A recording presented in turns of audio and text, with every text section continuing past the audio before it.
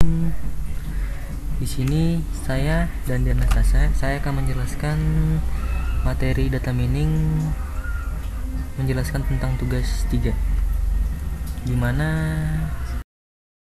nomor 1 itu disuruh untuk menjelaskan tentang jenis-jenis atribut.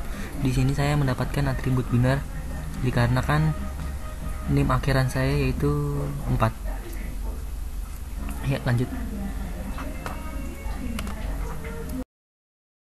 Atribut binar sendiri ini, atribut binar merupakan atribut boolean, yaitu atribut yang hanya mempunyai 2 choice pilihan, ya atau tidak, benar atau salah, dan kategori lain seperti 0 ataupun 1 untuk mendeskripsikan pilihan lain yang bersifat unik pada 2 pilihan.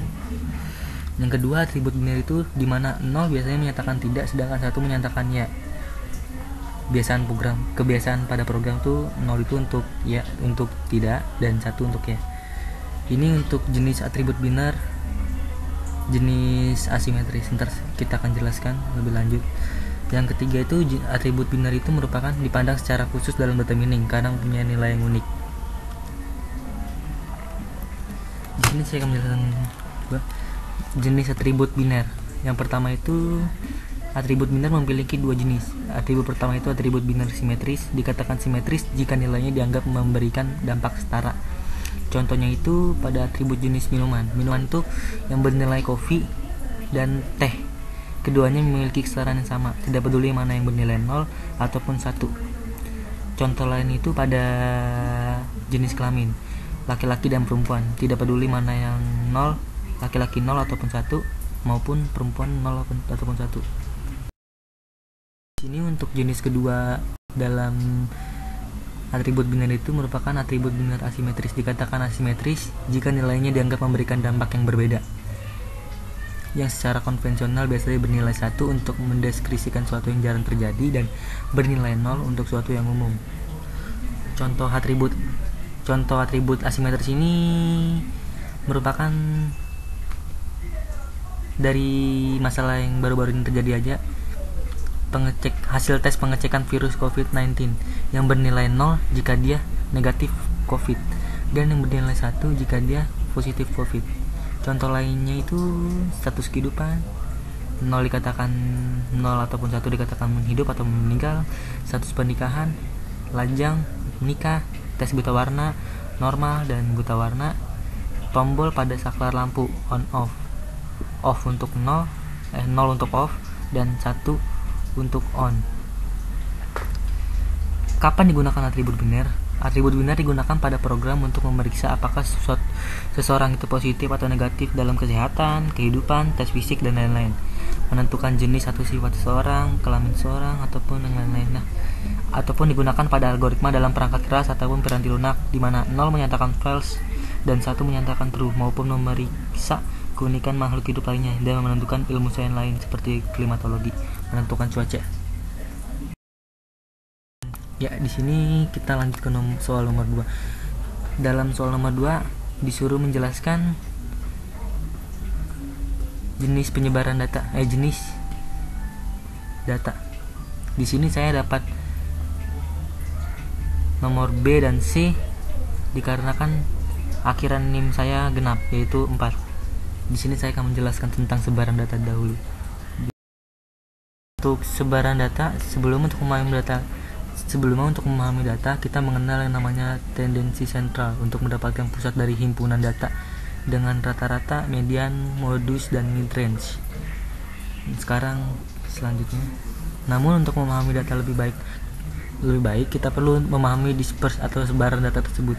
Sebaran data berfungsi untuk menentukan data pencilan, outlier, dan yang bukan. Terdapat 2 cara untuk mengukur sebaran data, yaitu dengan interquartile range IQR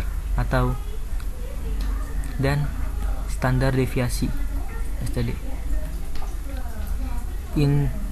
IQR merupakan rentang akar kuartil dari sekumpulan data yang menarik kesimpulan dari kumpulan data tersebut. Kelebihan IQR ini adalah tidak menyertakan data paling luar, Q4. Dan ini juga merupakan kelemahannya juga. Rentang kuartil ditulis sebagai Q1, kuartil bawah dengan persenan 25%, kuartil atas dengan persen 25%. Q2 titik tengah itu merupakan pembagian dua buah data 50% 50% atau disebut juga median, jadi disebut juga dengan median. Dan titik tertinggi Q4. Untuk menentukan IKR di sini kita hanya perlu menghitung kuartil 3 dan kuartil 1 lalu dikurangi. Data dari IKR ini adalah kumpulan datum atau entitas atau elemen yang mewakili 12 benda. Jika ke-11 benda memiliki suhu rata-rata sekitar 21 derajat Celcius, namun pada benda ke-12, sebuah oven mempunyai suhu 150 derajat Celcius, dapat langsung diketahui bahwa suhu oven tersebut merupakan pencilan ataupun outlier. Jadi oven tersebut tidak akan dihitung ke dalam datum. Jenis kedua dari sebaran data yaitu standar deviasi. Standar deviasi merupakan nilai statistik yang digunakan untuk menentukan sebaran data dalam sampel. Semakin menyebar data, semakin tinggi standar deviasi. Contoh dari standar deviasi adalah jika seseorang ingin menemukan jumlah orang dewasa di negara bagian California yang beratnya antara 180 sampai 200 pound, ia bisa menghitung bobot sejumlah kecil pria dan menghitung rata-rata mereka. Varians standar deviasi dan nilai yang diperoleh akan sama dan berlaku untuk populasi secara keseluruhan. Di bawah merupakan contoh tabel dari dua kabupaten. Di sini merupakan X rata-rata atau mean. Rata-rata jumlah orang dari kabupaten A yaitu 0,85 dan kabupaten B 0,82. Di sini standar deviasinya 0,56. Rata-rata antara kabupaten dengan kabupaten A dengan B itu tidak terjauh. Tapi jika dijelaskan lebih lanjut ke dalam standar deviasi, maka rentang antara kabupaten A dan B itu memiliki selisih yang sangat jauh. Menggunakan grafik statistika. Ya, sekarang kita akan lanjut ke dalam poin kedua dari soal nomor 2, yaitu grafik statistika. Dalam menggunakan grafik statistika terdapat alat bantu untuk memahami data-datanya. Berikut merupakan alat bantunya. Yang pertama itu quantile plot atau QQ plot, merupakan metode grafis untuk membandingkan dua distribusi probabilitas dengan memplotkan kuantil mereka masing-masing. Histogram merupakan tampilan grafis dari tabulasi frekuensi digambarkan dengan diagram batang. Yang ketiga, scatter plot, diagram pencar yang menunjukkan korelasi antara pasangan dua variabel.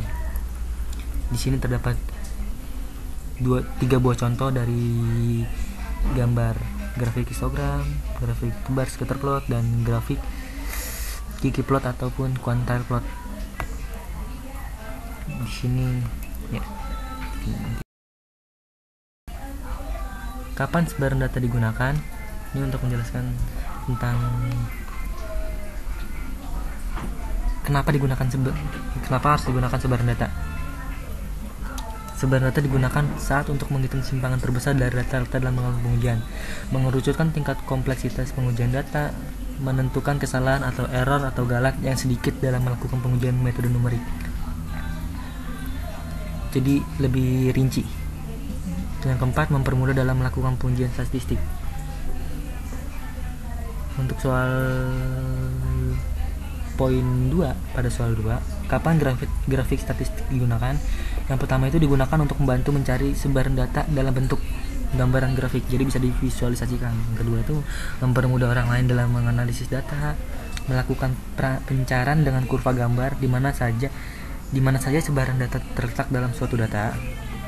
Jadi kita dapat tahu lebih jelas dalam sebuah visualisasi gambar bahwa data tersebut terpecah dalam kurva X dan Y. Digunakan untuk memvisualisasikan sampel data yang diuji dalam bentuk grafik gambar berupa histogram, kurva, sebar, dan lain-lain.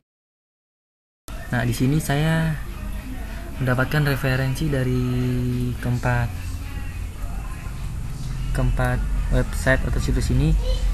Jikapun kurang mohon dimaafkan. Dan sini saya juga mencantumkan kutipan dari seorang Buya Hamka. Anak lelaki tidak boleh dihiraukan, panjang hidupnya ialah untuk berjuang. Jika perahu telah di kayu ke tengah, ia tak boleh surut pulang meskipun bagaimana besar gelombang, biarlah kemudian patah, biarlah lahir robek.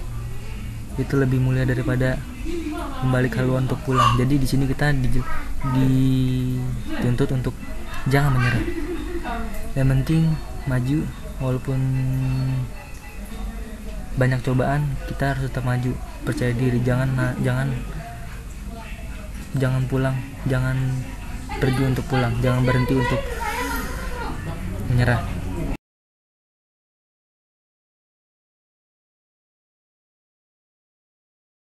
Assalamualaikum warahmatullahi wabarakatuh.